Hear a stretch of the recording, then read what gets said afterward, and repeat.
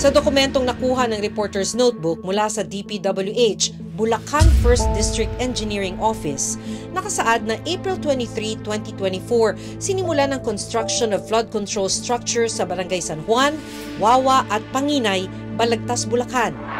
238 meters lang ang haba nito na layuning magprotekta sa mga residenteng nakatira sa gilid ng Balagtas River laban sa baha. Pero kapansin-pansin na kasalukuyang ginagawa ang ilang bahagi ng proyekto sa Barangay Panginay. Nagkaroon daw ng structural damages ang proyekto dahil sa mga nagdaang bagyo. Wala rin daw dagdag gasto sa gobyerno dahil sakop pa ng warranty ang proyekto.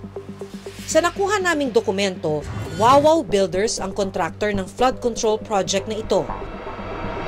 Kabilang ang Wawaw Builders sa top 15 contractors na nakatanggap ng pinakamaraming flood control project mula sa DPWH ayon sa sumbong sa Pangulo website. Ang halaga nito, mahigit 4.3 billion pesos. I now declare this hearing officially open. Pero sa pagdinig sa Senado kamakailan, 85 projects ang nakuha ng Wawaw na nagkakahalaga ng 5.9 billion pesos ayon kay dating DPWH Secretary Manuel Bunoan.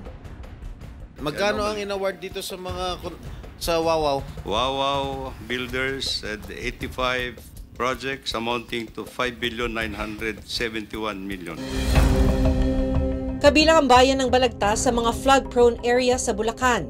Pero ang inaasahan nilang proteksyon laban sa pagbaha, tila hindi raw naging epektibo. Sa katunayan, nito lang nagdaang bagyong Krising, Dante at Emong, lumubog ang ilang lugar sa Balagtas. Kumusta naman ang baha dito sa lugar niyo, ma'am? Parang lalo din pong lumala kaysa yung noon eh. Mula nung may ganito, mas lalong malala yung tubig dito, lumaki pa lalo. Gaano kahalalim? Dati, hanggang saan lang? Dito lang. So hanggang dito lang. Ngayon, pag lumaki yung tubig, hanggang dito na. umaabot na sa halos sa bewang. Hindi nangyayari dati yan. Hindi. Di ba ang dami na rito? Flood control project. Ang mahal pa. Nagastosan na ng flood control project. Effective po ba? Hindi po. Siguro, kung matapos, sakaling makokontrol yung tubig. Kaso parang wala pa, tagal-tagal na po. Tagal na po kami nagtitiis sa ganyang kalagayan.